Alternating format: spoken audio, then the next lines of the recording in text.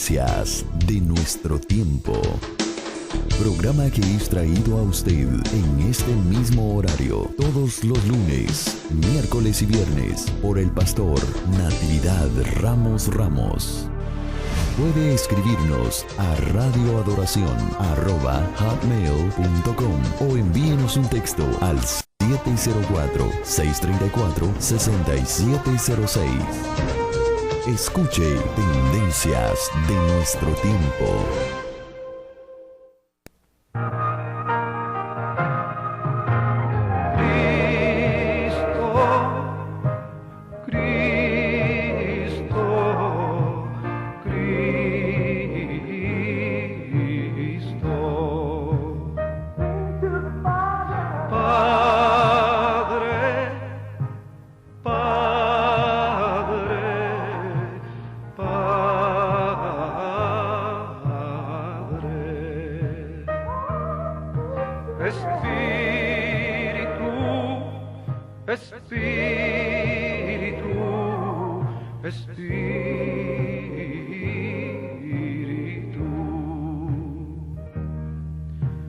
Deja tu agua viva entre mi alma correr. Deja tu Espíritu Santo que tome control de cada situación que cause confusión. Todas mis aflicciones yo entrego a ti. Cristo,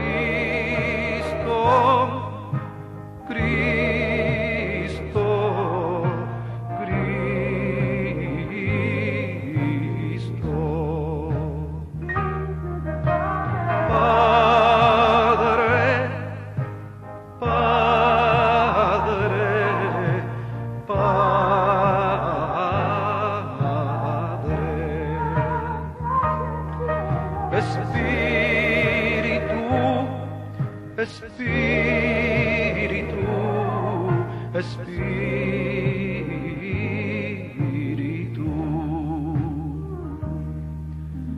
ven Espíritu Santo y toma control. Tómame en tus brazos, borra mi temor, atráeme hacia ti y toda duda se irá. Quítame el orgullo y lléname de amor. Cristo,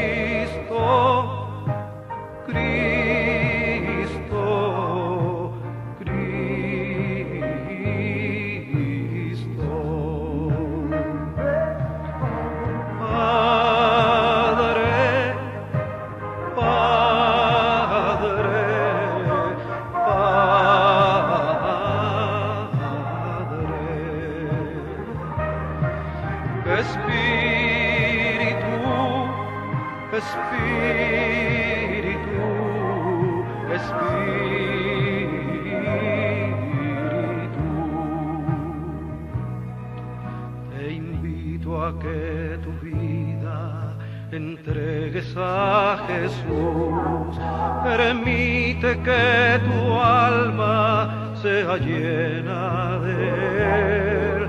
Permite que sus brazos hoy extienda hacia ti.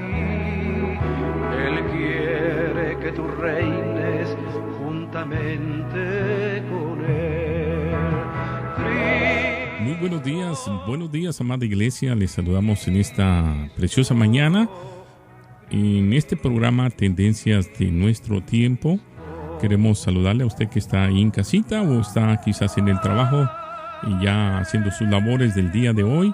Les saludamos aquí desde Carolina del Norte de los Estados Unidos y también saludamos a cada uno de ustedes que nos sintoniza a través de esta programación que yo sé que es de grande bendición para su vida en cualquier parte de Latinoamérica, incluyendo también a nuestros hermanos en Sudamérica, en Centroamérica y en Norteamérica, que es en Nueva York, ahí con nuestro hermano Gamaliel, el cual representa Radio Oasis Espiritual. Les mandamos un saludo. también a Radio Estéreo Vida en Chinandega, en Nicaragua, en el cual también nuestro hermano Jorge muy amablemente pues estamos ahí retransmitiendo también esta programación de esta Radio Oración desde Winston-Salem, Radio Oración 1500, también transmitiendo para el mundo entero. Queremos saludar en esta mañana a nuestro hermano evangelista Eduardo Galisteo, en el cual también nunca se pierden los programas que son transmitidos los lunes, miércoles y viernes a esta misma hora. Así es que les saludamos a usted que está en sintonía de esta programación, y una vez más les agradecemos infinitamente, ya que bueno, el pastor Natividad Ramos muy amablemente desde la ciudad de Monterrey, en Nuevo León, México, nos está trayendo en estas últimas enseñanzas acerca de la primera carta a los Corintios, donde ya estamos en el capítulo 4.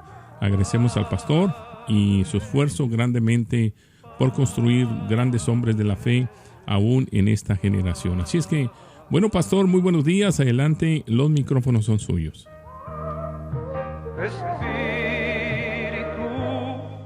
Buenos días, hermano Isaí.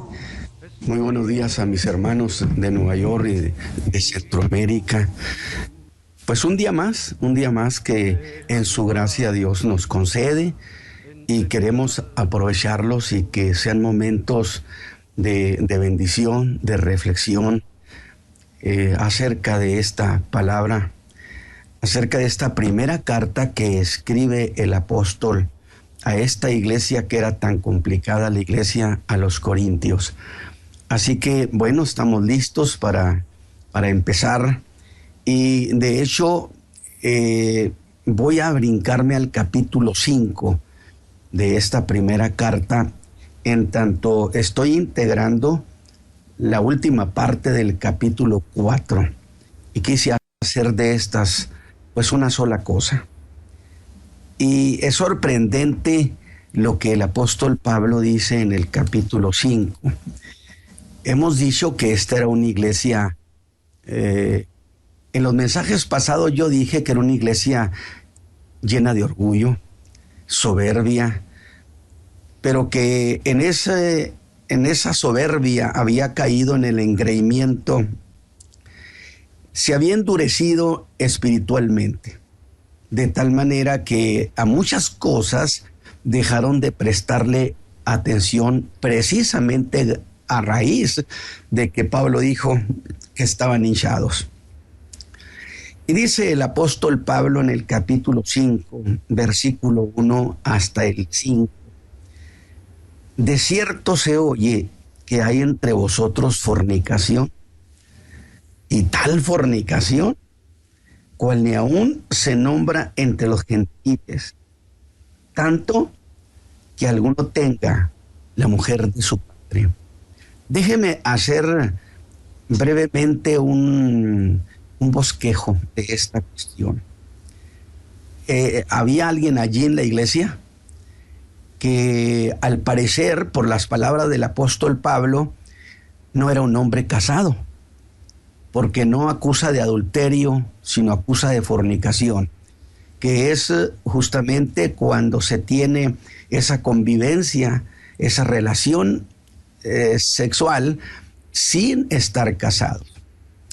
Que eso, y vaya que la ciudad de Corinto era una ciudad llena de lujuria, y sin embargo, aún en esa ciudad, donde corintianizar era sinónimo precisamente de eso, de lujuria, de bajeza, aún en ese medio, esto que estaba pasando en la iglesia de Corinto sería una cosa de escándalo. ¿Cómo es posible que alguien tenga la mujer de su propio padre? Sin duda ella no era una mujer cristiana, era pagana, porque el apóstol Pablo no se dirige a ella en ningún momento. Se dirige solo a este hombre, que, insisto, evidentemente no era un hombre casado. Tampoco se ve que se involucre esposa o familia de él. Sencillamente este hombre había tenido relación con la mujer de su padre. Y dice el apóstol Pablo, ahora, por lo que yo descubro en el desarrollo de las dos cartas, es que este hombre pues se preciaba de ser un hombre muy vigoroso, muy fuerte, un hombre en potencia, en plenitud, en todos los sentidos, y cosa al parecer de la que él se gloriaba sin duda, ¿verdad? Y yo le estoy diciendo las cosas de esta manera, en esos pormenores, no ociosamente, sino porque tengo ciertos motivos para decirlos y que usted se quede con la idea de que se trataba de alguien que se ufanaba sin duda de su vigor, de su prestancia, de su presencia, y de tal manera que era una especie de Adonis, por así decirlo. Pero volvemos entonces a la lectura, usted quédese con esa idea. Dice, de cierto se oye que hay entre vosotros fornicación. Y tal fornicación, dice el apóstol Pablo, cual ni aún se nombra entre los gentiles, tanto que alguno tenga la mujer de su padre. Está sorprendido. Y luego voltea a ver la iglesia. Si vosotros estáis hinchados, y no más bien tuvisteis duelo para que fuese quitado de en medio de vosotros el que hizo tal obra. Y ciertamente, como ausente con el cuerpo, mas presente en espíritu, ya como presente he juzgado al que esto hacía cometido. En el nombre del Señor nuestro Jesucristo, juntados vosotros y mi espíritu, y con la facultad de nuestro Señor Jesucristo, el tal se ha entregado a Satanás para muerte de la carne, porque el espíritu sea salvo en el día del Señor. Qué interesante tesis pastoral. Es decir, la intención de ninguna manera es que este hombre se pierda. Tampoco significa que vamos a ignorar y a omitir su pecado. Entonces, nos vamos a la enseñanza de esta mañana. Y tengo que decir, iglesia de Corinto, una iglesia muy complicada, y que le había puesto al apóstol barreras para impedir, para mantenerlo aislado y no interviniera en la iglesia de Corintio, poniendo orden en una diversidad muy grande de cuestiones que había en esa iglesia: pecado, desórdenes, distorsiones en la fe. Y habían dicho hasta el cansancio, una corriente, que el apóstol era un hombre que no representaba nada. Imagínense, no representa nada. La idea sería, ¿qué piensa que puede hacer a distancia de la ciudad de Éfeso? Pero yo siempre he pensado y he dicho que un hombre de Dios tiene autoridad aunque esté en los confines del universo. De tal manera que parecería, ¿cómo es que va a intervenir sencillamente sin venir aquí a la ciudad de Corinto? Entonces, allí vemos cómo ejerce su facultad el apóstol Pablo. De tal manera que habían dicho que el apóstol no representaba nada. Inclusive que era el responsable de haberlos expuesto a la burla de los académicos. ¿Por qué? Porque cuando los académicos escucharon el evangelio, a la manera como el apóstol Pablo lo predicaba, pues lo calificaron ese evangelio como cosa de locos. Pero si el evangelio era cosa de locos, entonces ¿quiénes eran? ¿Qué calificativo se les habría de dar a los que creían en ese evangelio? Por supuesto que estaban descalificando también a la congregación. De tal manera que se avergonzaron Pablo. Y los corintios, algún grupo, buscaría disociarse del apóstol. Algo así como, no nos confundan con él. Él es otra cosa. Sumado a ese problema, surgen grupos que ejercían opinión en la iglesia. Cuidado con los grupos de opinión cuando esa opinión no está sustentada en la verdad, en la vida espiritual. Imagínense, no puedo hablarles como espirituales, sino como carnales. Ellos ejercían, esa gente carnal ejercía opinión sobre la iglesia, a los que Pablo calificó como los que se engañan a sí mismos, porque algunos de ellos se vieron como enseñadores que sabían lo que nadie sabía, que conocían lo que nadie conocía, incluidos los apóstoles. Ellos eran superiores. Acuérdense cómo terminé el mensaje pasado.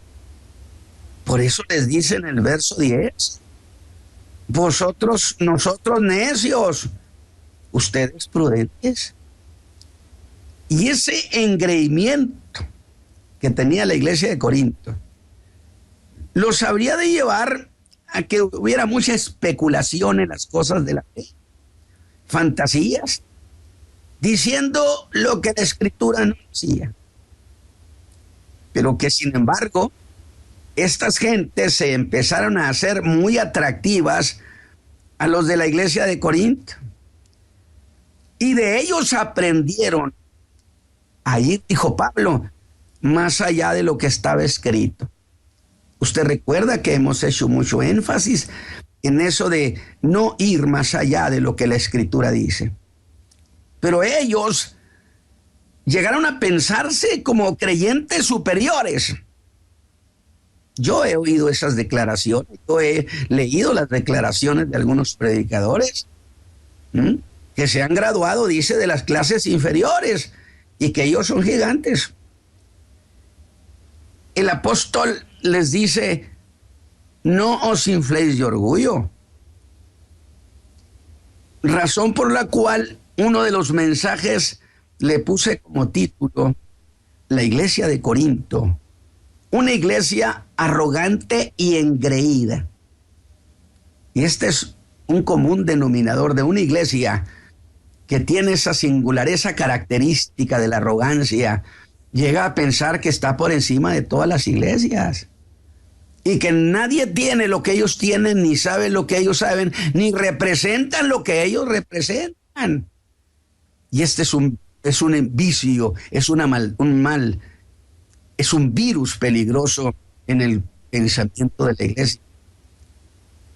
Y esa actitud de arrogancia resulta que ha de ser el origen de los problemas, de problemas muy graves. Porque, por lo que el mensaje de esta mañana, yo quiero verlo desde dos vertientes. Una, el del orgullo corintio. Y otra, el de la paternidad del apóstol sobre esta iglesia. Le estaban, negando el derecho a intervenir. Y el apóstol ha venido quitando escollos, quitando trabas. Y yo le hice seguimiento a esta cuestión del orgullo corintio. Y encontré que por ese orgullo llegaron a hacerse insensibles a lo que sucediera en la iglesia. Algo así como lo que sucede en la iglesia se queda aquí en la iglesia y nadie diga nada. Problemas de pecado. Y problemas que debían ser vistos como asuntos que la iglesia no podía tolerar. Pero me parece que ellos lo etiquetaron algo así como, bueno, eso es cosa de cada quien. O bien, que cada quien se las arregle como pueda. Al final de cuentas, pues, ese no es problema nuestro. Ese que dicen que tiene la mujer de su padre, pues no es problema nuestro. Pero a eso yo le voy a llamar desinterés congregacional. Porque el desinterés daña la vida saludable de las iglesias. Cuando la iglesia omite, pasa por alto, se hace la desentendida, la disimulada, y tiene la idea de que, bueno, pues es cosa suya. No, lo que pasa en la iglesia es asunto de toda la iglesia. Sin embargo, hay otra vertiente más. Así que volvamos nuestros ojos a otra cosa. Y lo hago para poder llegar al capítulo 5.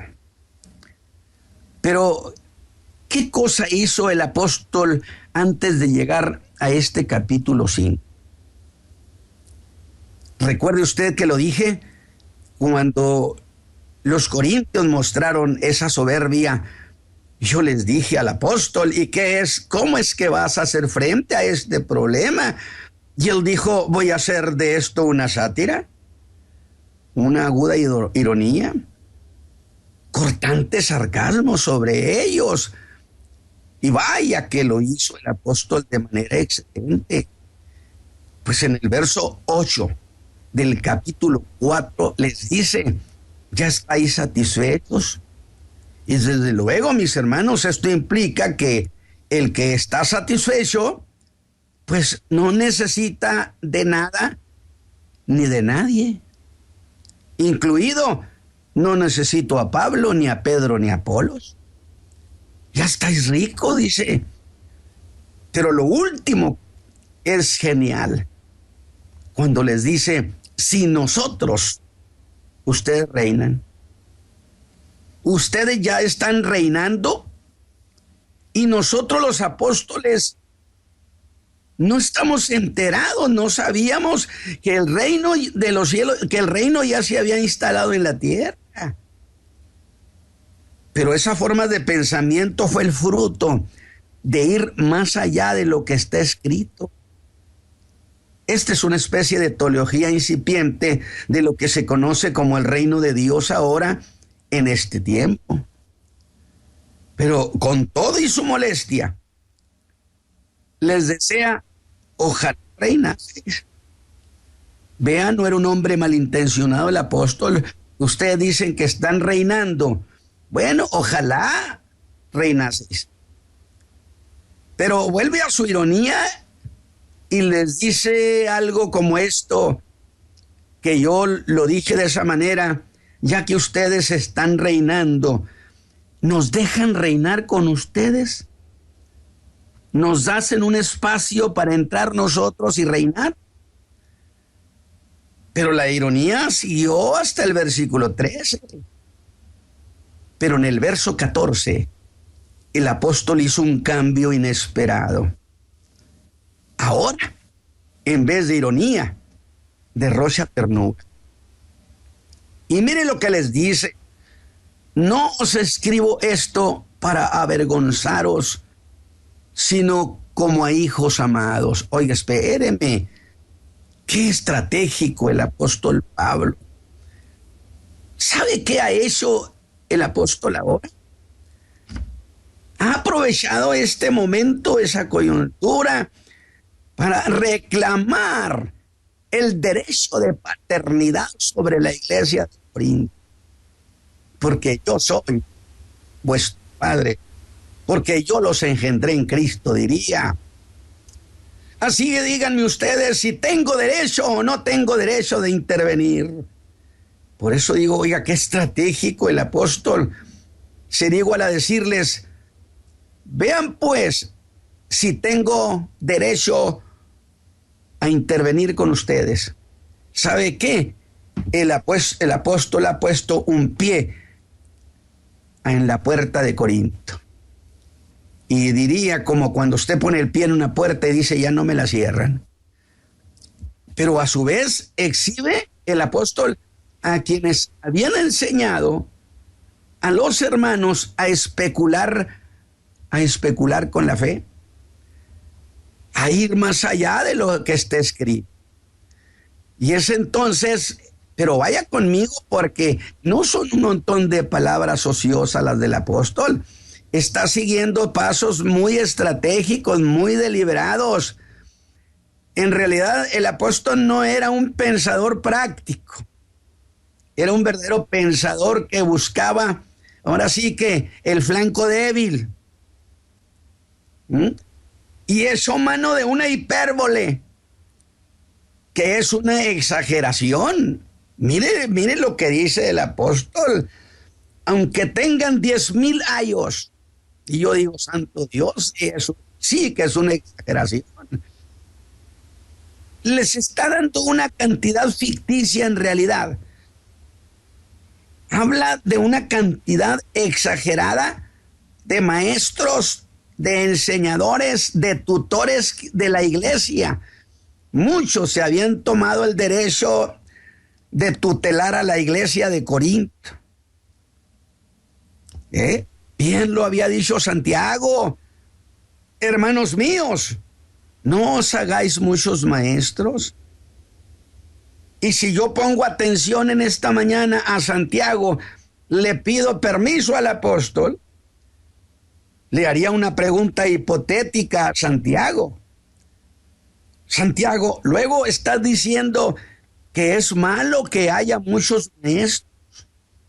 Él diría, no, de ninguna manera, porque ser maestro no es malo por sí mismo, pero habiendo muchos, causará una competencia infame entre ellos de quién es el mejor y quién tiene mejor estatus. Y en el afán de mantener su fama, su estatus, habrán de apelar a muchas novedades para mantener su atractivo con la iglesia. Esto lo hemos visto en la multiplicación de los conferencistas, de los enseñadores. Cual más, cual menos tiene que venir con la sorpresa de que acaba de hablar con el Señor y que le dijo tal o cual cosa. Y yo no niego que el Señor le hable a la gente, a los hombres, pero tendrá que estar conforme a lo que está escrito. Pero debo volver, porque ese no es el punto.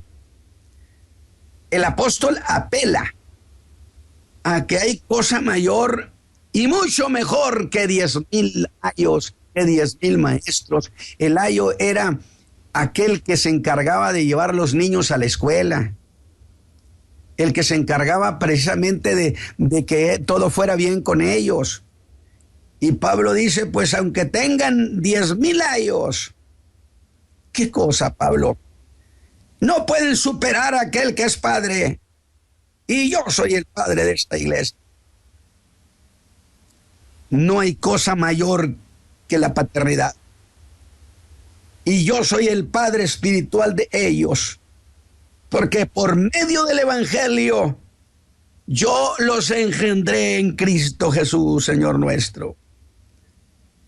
Pero vea usted lo que ha hecho el apóstol. Está haciendo a un lado a todos esos tutores que estaban metidos en la iglesia, en el pensamiento de los hermanos. Los hace a un lado y dice, ni esos de 10,000 años, aunque dije es una hipérbole, ni ese montón de consejeros podrán comparar su amor al amor que un padre tiene por sus hijos. Vea usted la estrategia del apóstol Pablo para justificar desde luego que él tenía derecho, ha reclamado su paternidad sobre la iglesia de Corinto.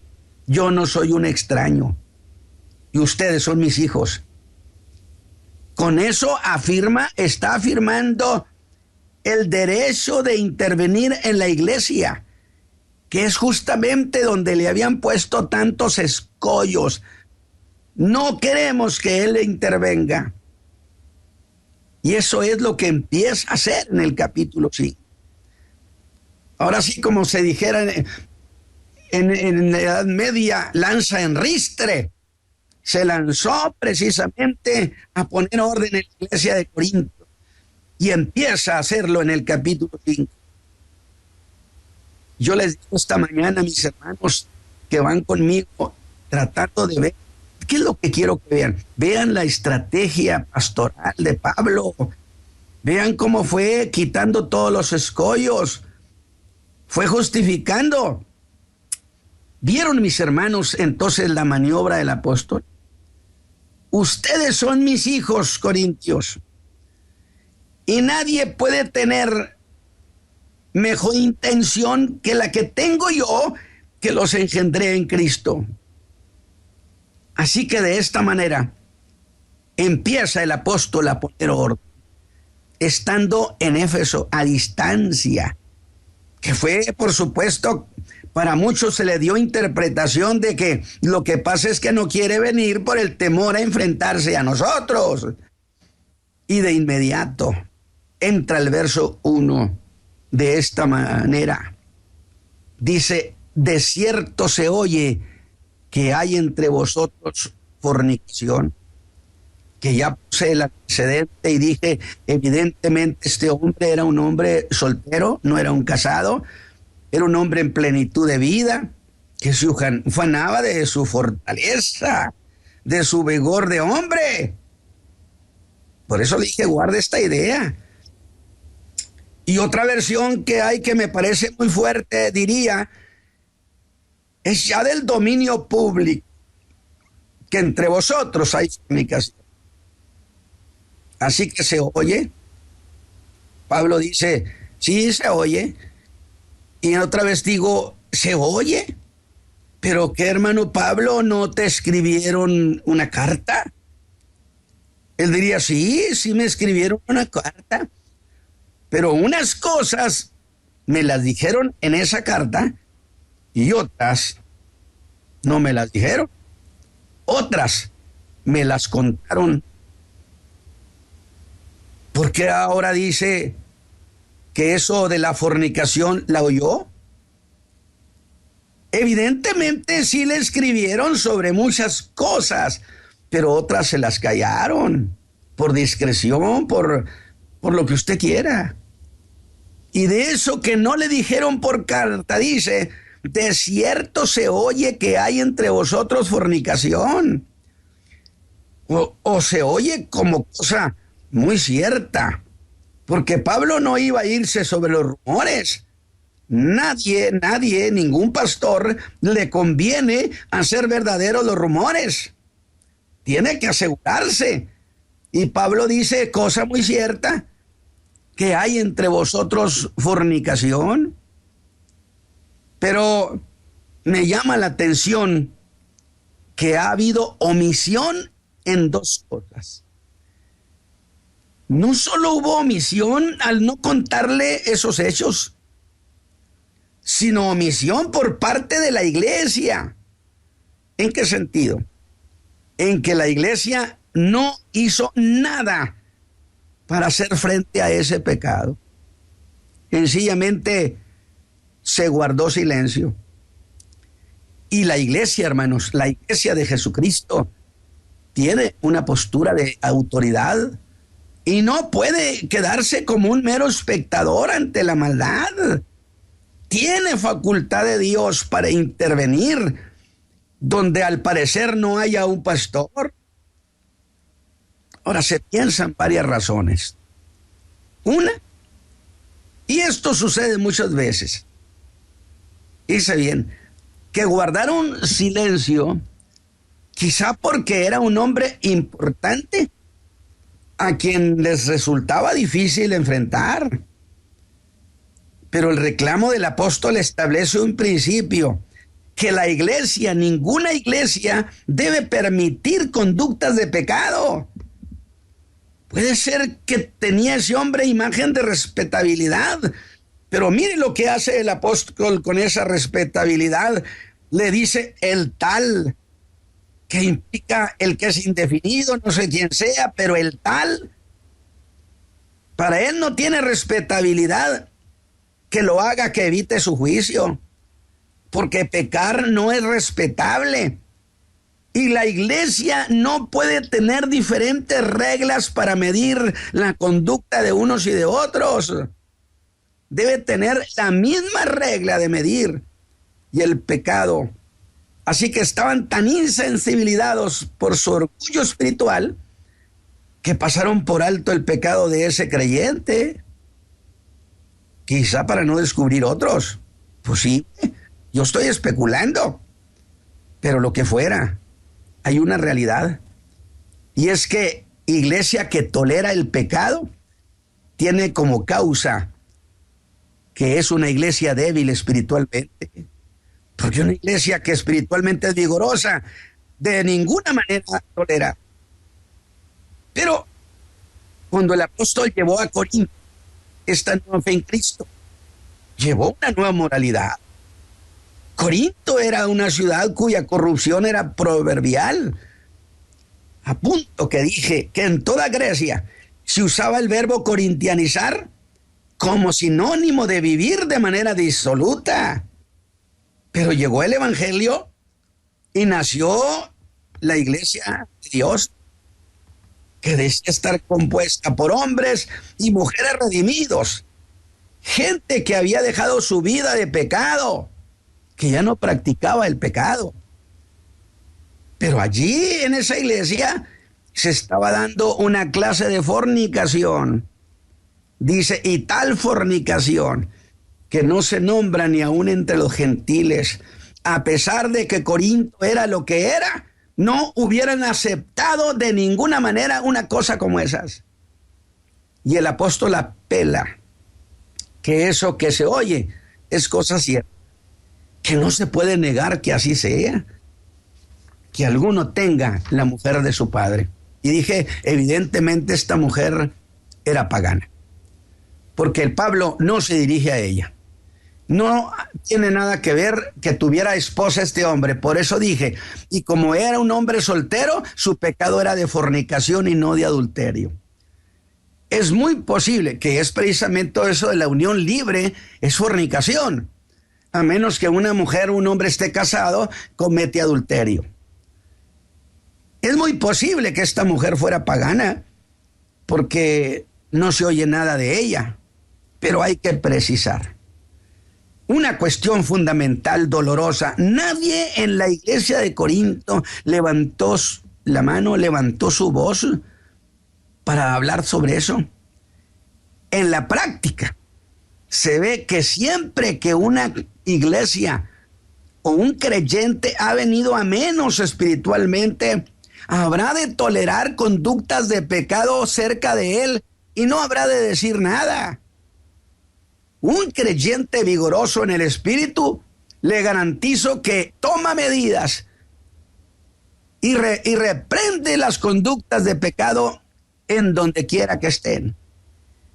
En esa medida, la iglesia o el creyente que no tenga una vida espiritual intensa, en esa medida no podrá enfrentar el pecado porque no tiene poder para enfrentarlo. Habrá de titubear. ¿Y sabe qué va a hacer? Mejor se va a callar. Y quizás se diga como los corintios, bueno, es que yo soy prudente, yo no me meto en esas cosas. Por eso Juan el Bautista le costó la cabeza. No te es lícito tener la mujer de tu hermano. Pero eso implica que Juan era un hombre lleno del Espíritu de Dios. Pero ¿será o no será más que una manera de evadir responsabilidad? Yo creo que sí. Pero le diré esto que hay en mi espíritu. Que si todo mundo tolera el pecado, si su espíritu rechaza semejante condición, entonces, aunque lo juzguen loco, usted no tolere y levante queja ante el Señor. Y verá lo que sucede. Es decir, si en una iglesia se tolera el pecado y usted en su espíritu se revuelve contra eso, entonces haga eso. Presente queja ante el Señor. Presente su querella en el tribunal de Cristo y vea lo que sucede. Sin embargo, volvamos. Es cuando dice la razón por la cual habían tolerado esa conducta. Vosotros estáis hinchados y no tuvieron duelo, no les pudo. Cuando ustedes supieron de este pecado, sencillamente no tuvieron pena.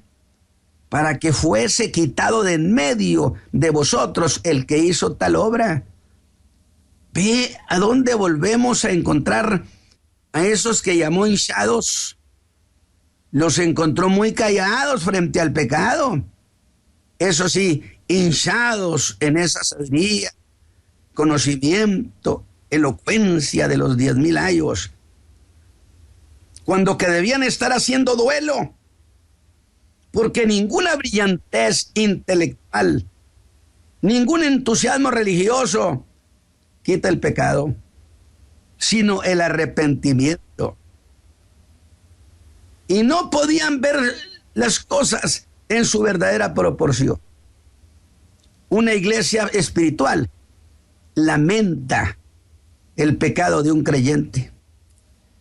Lamenta que uno de los hermanos haya caído en pecado. Le duele. Pero cuando está engreída, no le causa pena. Y los corintios, vaya, ni esto que era tan grave, ni siquiera esto lo sacudió, porque en su engreimiento se habían endurecido a las cosas del pecado. Y le dice en el verso 2, ahora déjame decirle algo, esto de que consintieran el pecado debió confiar a muchos que podían hacer otras cosas y muchas cosas, porque son daños colaterales. Es decir, a este hombre no le hubieran llamado la atención, ni hubieran intervenido ni disciplinado. Confió a muchos otros indiscutiblemente. Cuando en la iglesia se toleran los pecados, se toleran conductas reprochables, va a confiar a que otros también se vayan por esa ruta. Y estamos dándole a la iglesia una ruta de desgracia, de tragedia. Les dice en el verso 2, y no más bien tuvisteis duelo. Y ese lamento, porque es un lamento del apóstol Pablo, en griego es la misma figura que se usa para un lamento fúnebre. Y mire lo que significa afligirse con profunda tristeza, tener angustia moral, pena, como si alguno se hubiera muerto. Y ahora sorprende a los corintios, quienes decían que él no tenía ninguna autoridad sobre ellos. Porque cuando supieron que no iba a ir a Corinto, le dieron lectura a eso y habrían de decir, es porque tiene miedo de enfrentarse con nosotros, no quiere enfrentarse con nosotros. Pero mire lo que hace Pablo y les dice en el verso 3, algo así como: aunque estoy en Éfeso, como ausente en el cuerpo, mas presente en espíritu, ya como si estuviera presente allí, he juzgado al que esto hacía cometido. Ustedes dicen que no tengo facultad. He dictado sentencia. Y mire, el apóstol va a parecer demasiado severo, pero la verdad es que hay creyentes que viven su vida cristiana desafiando toda norma social y, lo peor, desafiando la moral de la fe cristiana. Viven desafiando la vida cristiana. El apóstol dijo, hay que extirpar esa parte enferma del cuerpo. ¿Qué le parece? Hay que sacarla. No podemos dejar que se quede allí en el cuerpo, porque va a enfermar todo el cuerpo. Porque en las siguientes partes sabrá decir, una poca de levadura leuda toda la masa, que son precisamente las consecuencias producto de no corregir, porque confían a otros. ¿Y cómo lo hace? Oiga, mire qué duro. El tal se ha entregado a Satanás para muerte de la carne, porque el espíritu sea salvo en el día del Señor Jesús. Oiga, esta es toda una tesis pastoral. El apóstol no dijo, me lo tiran a este fulano a la basura. ¡Fuera! Dijo, no, a ese vamos a hablar, vamos a entregarlo a Satanás. Y no existe la idea de que lo corrieron de la iglesia, sino que se tuvo que quedar allí bajo una disciplina tan dura que la iglesia no iba a olvidar jamás la destrucción de su cuerpo. Ahora piense eso que le estoy diciendo. El tal se ha entregado a Satanás para muerte de la carne, pero para que él sea salvo en el día del Señor, para que se arrepienta. Entonces, yo tengo aquí una idea. No existe la tesis de tíralos al bote de la basura, sino buscar la manera de rescatarlos. Pablo lo está diciendo. Figura muy drástica. Pablo, ¿y ese tal, cómo se llama? No lo sé. Pero el apóstol le dice, el tal se ha entregado a Satanás. Ese influyente, me lo entregan a Satanás. ¿Entregarlo? Sí. El apóstol, junto con los que sentían como él, entregaron a ese confiado pecador y sin duda burlista, se lo entregaron a Satanás. Pero déjeme decirle un detalle. El apóstol Pablo también le da órdenes a Satán, le da instrucción. Y le dice, te lo entrego para destrucción de la carne. Oiga, ¿qué cosa es eso?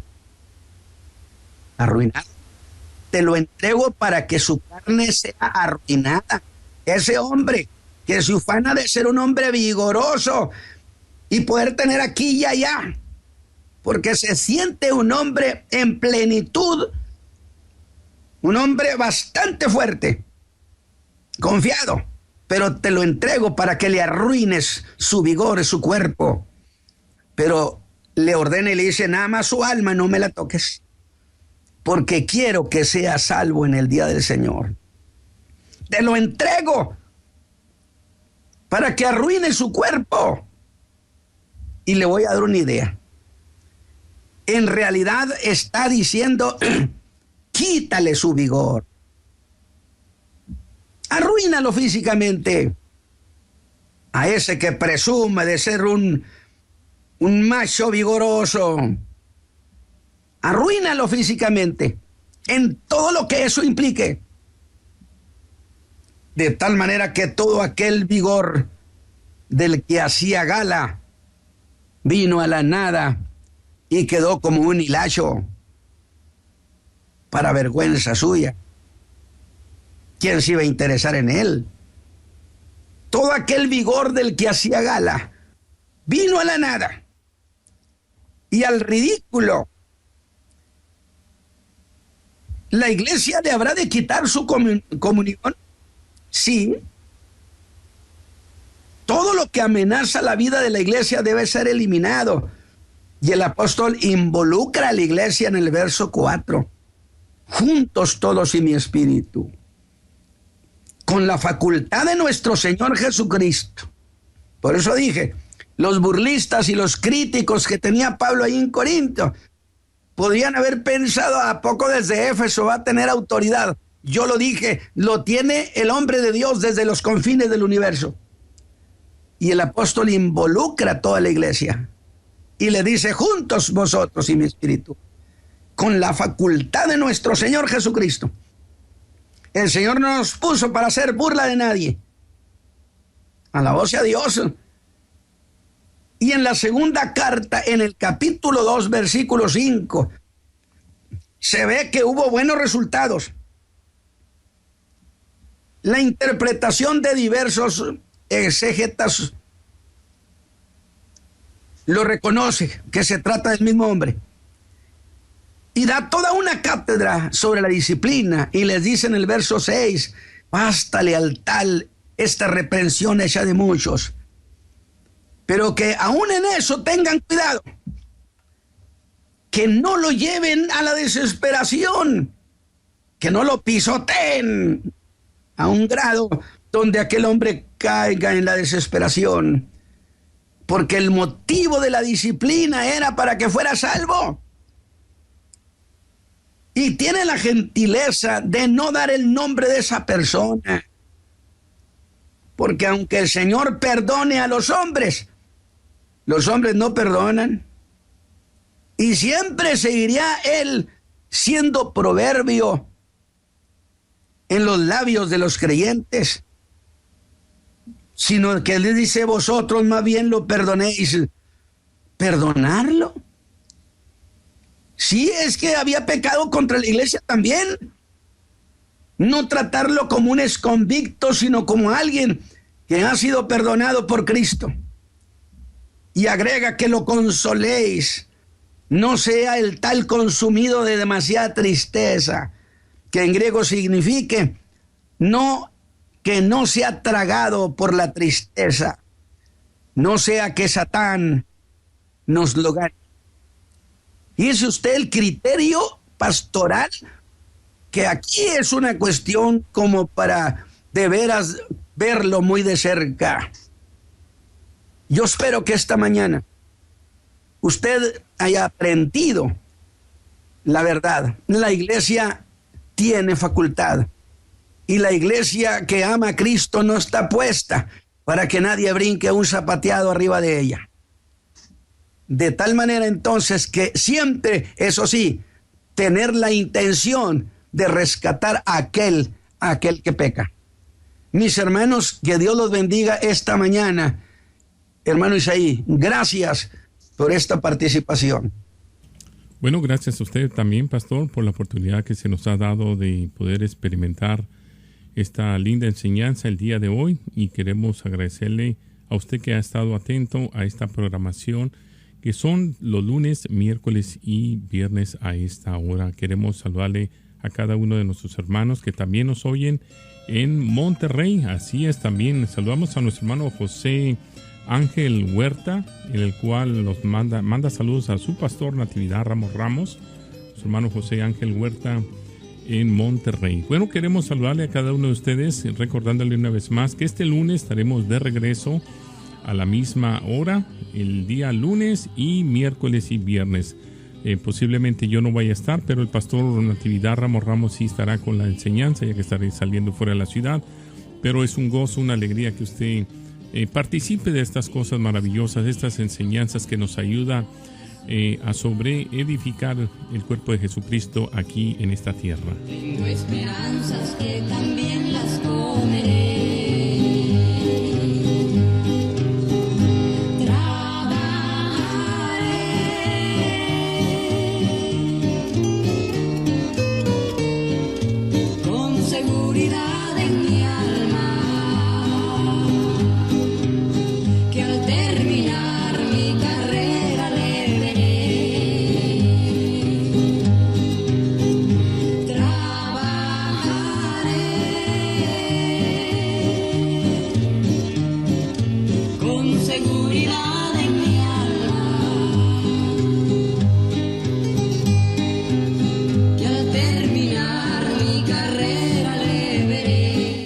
También queremos dejarle nuestra información para que usted tome nota y usted pueda comunicarse con nosotros o a la estación radial en la cual es transmitido este programa Tendencias de Nuestro Tiempo.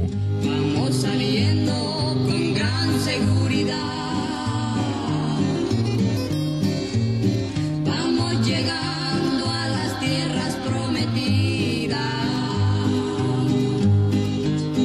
donde Moisés también las contempló. Tendencias de Nuestro Tiempo. Programa que es traído a usted en este mismo horario todos los lunes, miércoles y viernes por el pastor Natividad Ramos. Puede escribirnos a radioadoración@hotmail.com o envíenos un texto al 704-634-6706. Escuche Tendencias de Nuestro Tiempo.